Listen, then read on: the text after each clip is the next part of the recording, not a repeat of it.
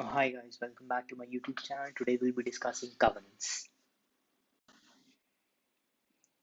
So what is a bond indenture? So bond indenture is a legal contract, and since it's legal contract, it's between two people, right? It's between the issuer and the issuee. So the person who buys the bond and the person who sells the bond. So between two people, and it what does it specify? It specifies the scope and responsibilities of the borrower. Uh, let's call him the guy who sells the bond because he's the one who's borrowing the money, and the lender, the one who buys the bond because he's the one who we can also call him the issuee. Um, and and the characteristics of the bond such as maturity date, coupon rate, etc. So broadly speaking, it's a illegal contract between two people, the one who sells the bond and one who buys the bond, and it specifies the scope and responsibilities of both of these people and the characteristics of the bond, such as what will be paid, when will it be paid, how will it be paid, who will pay it, and when will you receive. All of these things are mentioned in these bond indentures, aka trust deeds. So you can essentially call them TNCs, the terms and conditions of a bond. So what are provisions then? So provisions in the bond indentures are known as covenants. So these covenants, you can look at them and try to understand them as by saying that they are do's and don'ts. This is how you can look at it.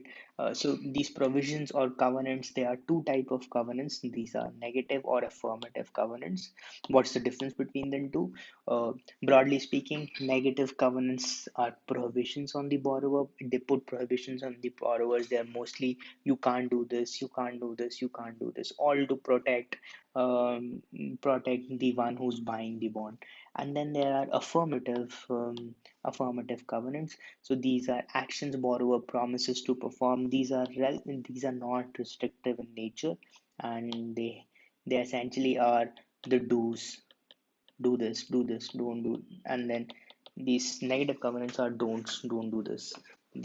So that's pretty much it. Let's discuss this in much more detail in the next slide.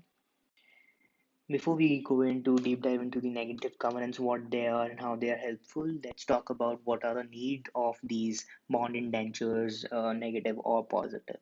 So, so the sale of the bonds happen in such a way. So an issuer, it issues the bonds, and this is the primary buyer, the first time buyer of the bond, and then if required, he can sell the bond in a secondary market. In the secondary market, the issuer is not participating in this secondary market. Other people are willing to buy this bond from this primary buyer. And how do these secondary market people value the bond of the primary buyer? Again, something that we will talk much more in detail in the later videos, but uh, the broad concept through which they value this bond is by doing the credit worthiness check of the issuer. So they want to understand how credit worthy is the issuer to understand the value of the bond.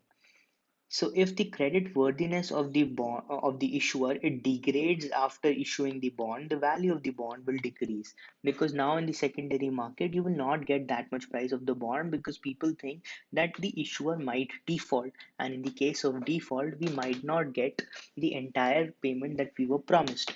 So they will not buy that same bond from you at the same price. They will buy it from you at lower prices to mitigate their risks. So broadly speaking, the value of a bond, it it depends on the credit worthiness of the issuer in the secondary market, in the primary market as well. But for this namesake here, let's only talk about secondary market.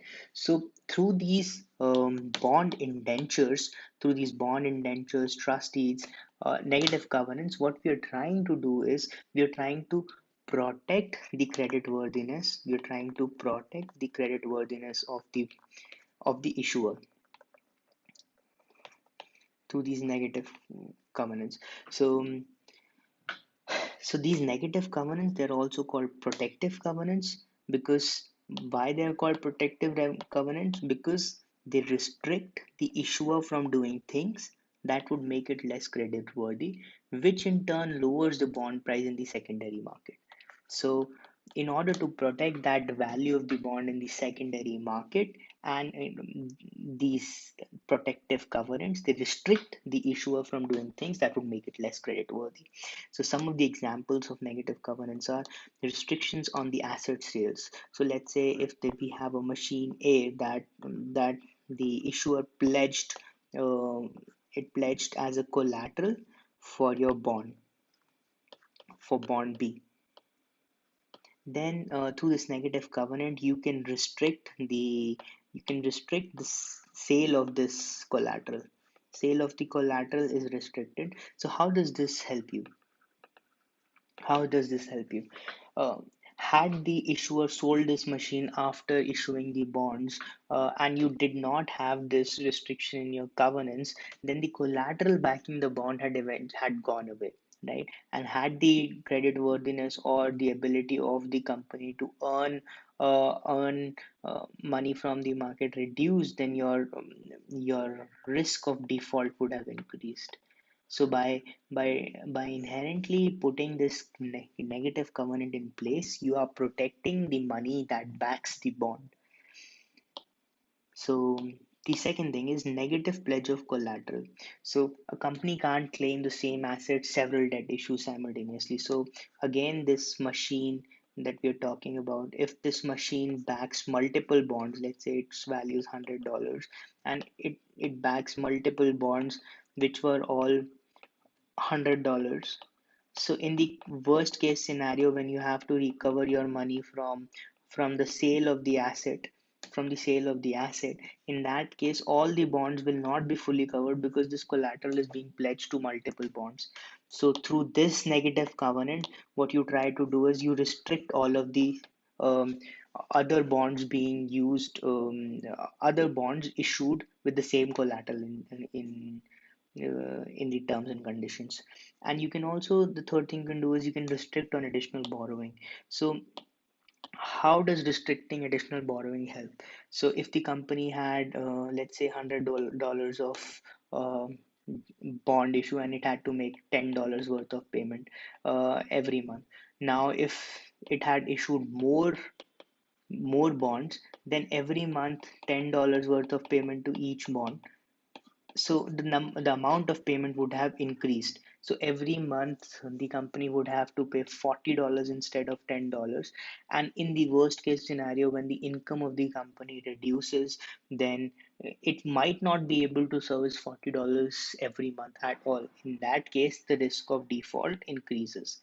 In order to reduce this, what you try to do through your covenants is that you restrict this portion. You say no, you cannot borrow any more money because it will put additional pressure on your income statement to give out more money, and which would might eventually lead to a default all over again. So that's how you do it, with restriction of additional borrowing.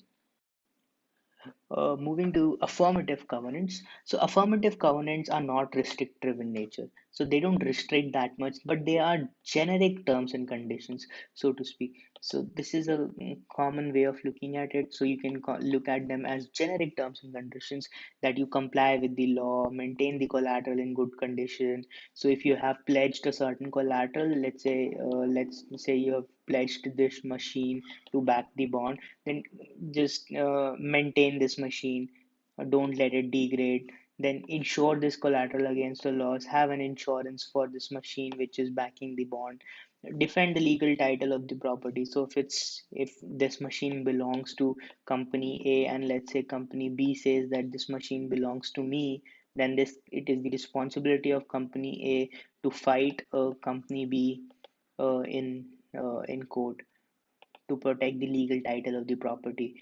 Again, and another generic one is that you need to pay interest and principal timely. Essentially, just pay the coupon payments and the principal amounts whenever they come due, whenever they are due. So essentially, just generic terms and conditions are what affirmative covenants are.